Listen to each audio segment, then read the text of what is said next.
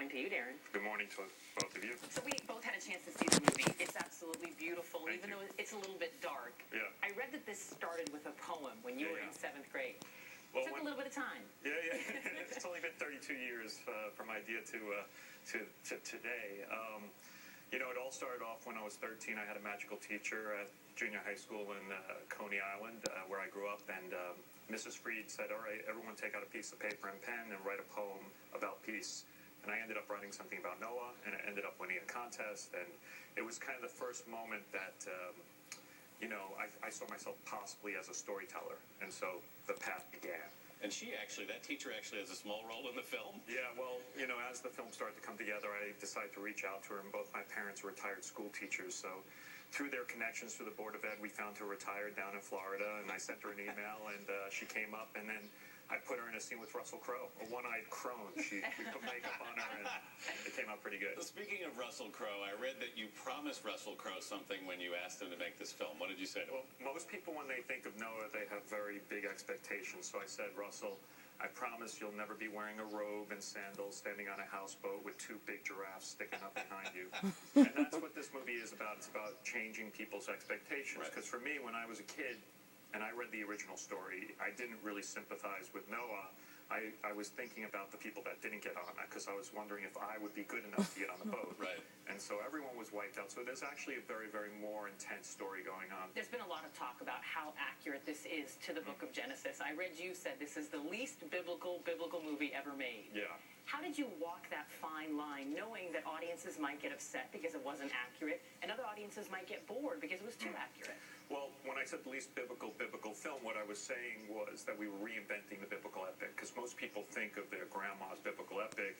I mean, I love Cecil B. DeMille's Ten Commandments, but it's been 50 years since a biblical epic's been on the screen, so we wanted to do something really new and really fresh. So for people, non-believers, it's something, it's a great action film with a great family drama. But there's actually nothing in the film that contradicts the Bible. What we did is because it's only 4 chapters long, we were incredibly truthful to every single word that's in there and tried to breathe life into it and to bring it to life for 21st century audiences. This is a $130 million film. Maybe. Depends on who's counting. That's kind of breathtaking. Yeah. And you're known for someone as being a director who likes control over their film. And I know a friend of yours said to you when you took $130 million, don't take it because it won't be yours. Right.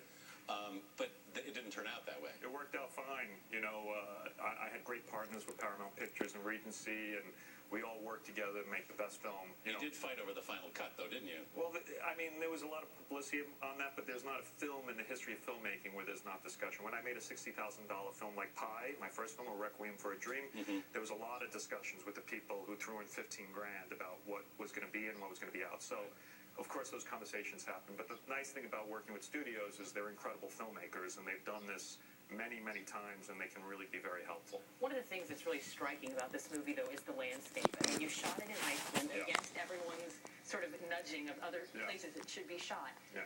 How did you guys get around the animals, though? Because I know you're a big animal lover, and you didn't want any issues with that. Well, I think it's kind of, after seeing Planet of the Apes, it's pretty much proven that you can make sentient creatures come to life, and to take exotic animals and stick them on a set is pretty unethical. But it's also because we really wanted to capture the vast array of the animal kingdom, and it's a lot more complicated than the panda bears and the kangaroos and the giraffes and elephants.